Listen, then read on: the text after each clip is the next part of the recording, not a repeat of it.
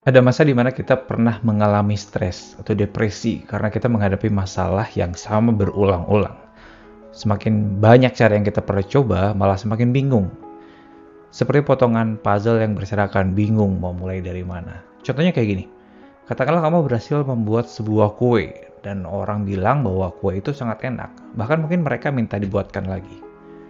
Lalu suatu saat kamu mulai menjual kue tersebut. Kamu tahu kalau marketing itu sangat penting dalam penjualan. Kamu memulai marketing dengan cara yang sangat sederhana, yaitu menawarkan ke orang-orang yang kamu kenal.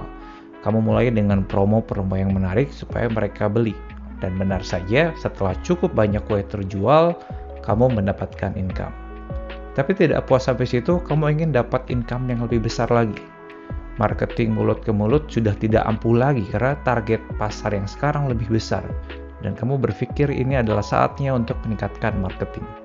Tentunya dengan cara pakai media sosial, mungkin kamu membeli sistem atau aplikasi yang canggih dan juga mahal, tentunya untuk mendukung strategi kamu, atau mungkin kamu bahkan hire ahli marketing untuk membuatkan strategi marketing yang bagus untuk meyakinkan pasar ini bahwa kue yang kamu bikin itu sangat enak.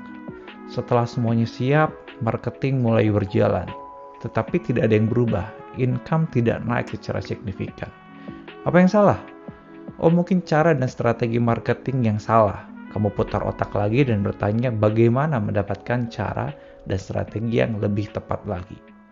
Oh, mungkin sepertinya butuh aplikasi yang lebih canggih dan lebih mahal, butuh tambahan orang lagi di marketing yang lebih berpengalaman, dan jangan lupa pasang iklan sebanyak-banyaknya di media sosial. Kali ini kamu sangat yakin bahwa ini akan berhasil. Strategi dan cara ini kamu yakin akan berhasil.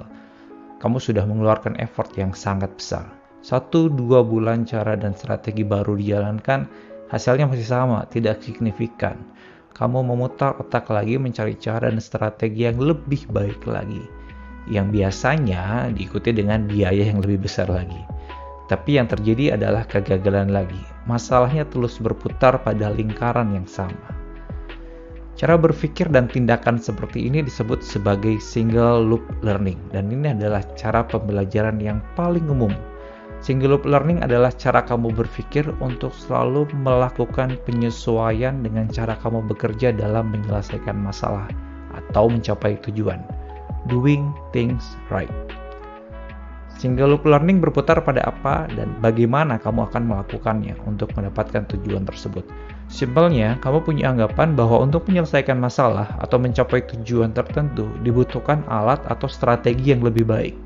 Dan biasanya yang selalu menjadi korban adalah alatnya atau tools-nya. Namun ada kondisi lain. Kita perlu menarik lebih dalam lagi sebelum kita memutuskan untuk membuat strategi baru atau bahkan membeli tools baru, membeli alat baru. Ini yang disebut sebagai double loop learning. Ide besarnya adalah dengan mempertanyakan kembali. Double loop learning bukan hanya sekedar menyelesaikan masalah atau mencapai tujuan dengan menyesuaikan atau memperbaiki caranya. Namun ini adalah cara belajar dengan mempertanyakan dahulu kenapa kita harus melakukan ini. Doing the right things.